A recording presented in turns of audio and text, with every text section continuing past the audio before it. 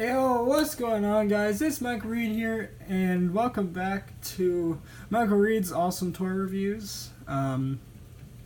Today, I have a brand new toy review for you guys, and so today I actually have two new toys to show you guys. Let me just quickly explain. Why, first of all, yesterday why there wasn't a video, and secondly, why, and you know, and all that.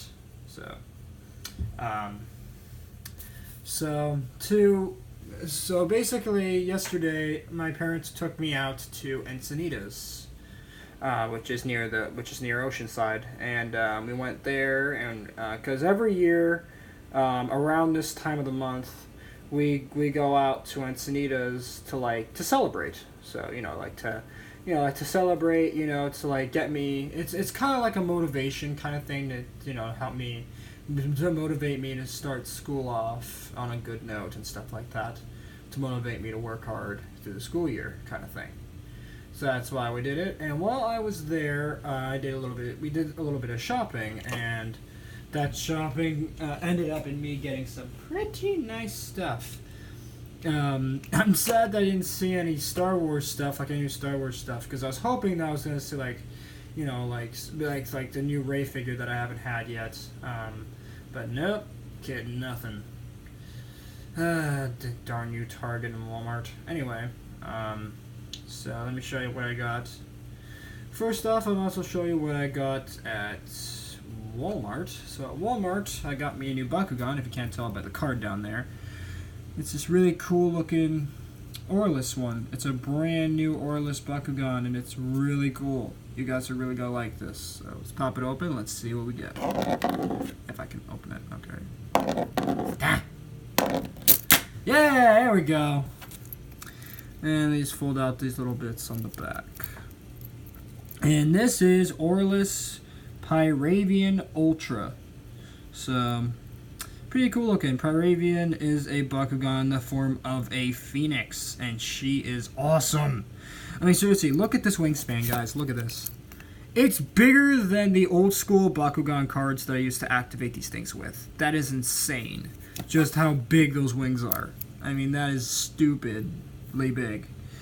But then again, it is an Ultra, so, But let's get a close look at the head so you can see.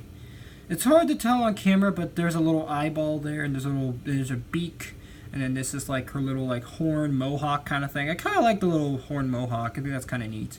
Reminds me of what's it called? The Great Leonopteryx from Avatar a little bit, because of the little horn that's coming off. Kind of reminds me of that. So let's have a look at the wings. You can see some nice feather details. You got these little feather details here, you got feather details here, and you got feather details there, and they're mirrored on both sides. And then on the side here you got the legs with some some skin details on there. And then back here you have some tail feathers, which are nicely picked out in this gold and black and silver color. These parts you actually have to fold out. They're folded in like that when it's opened, and then you just fold it out like that to get it to look proper. You don't have to do that, but I like to do it because I like to get all the little details out. And then right here you have the little, this is the little flipper tail. As you can see, it has a very powerful spring that makes it flip, and it's a B-Power 500. Now, something that kind of concerns me that I haven't mentioned in previous Bakugan videos, previous Bakugan toy reviews, is that the Ultras, the spring on them, I really do worry about in the future, because I'm afraid that spring's eventually gonna snap in a couple years, and then it won't be able to work properly, and it's just gonna be a big floppy mess. But I wouldn't be surprised if they last a good couple years. I mean, sure, I know that's brand new and it's highly unlikely, right, at this point, that's going to break. But I still worry in the future about these springs breaking, and there's just a big floppy plastic mess that doesn't do what it's supposed to do. But anyway, moving right along from that, I also got a new Beyblade today. I don't think I've Oh yeah, I've done a Beyblade review, haven't I? Yeah, I have. Excuse me. It's way too early in the morning for me doing this, but anyway, apparently for my pipes. But anyway, let's get this Beyblade over here into view. Here we have Air Knight K4 from Beyblade Burst Turbo, released in the US, and this Beyblade is pretty flippin' neat. I mean, gotta admit, it's really cool. As you can see right there in the middle, you can see the knight head there. And basically, for those in the Beyblade community that may know about Air Knight is basically a clone of a previously released Beyblade from the God Layer system called Maximum Garuda.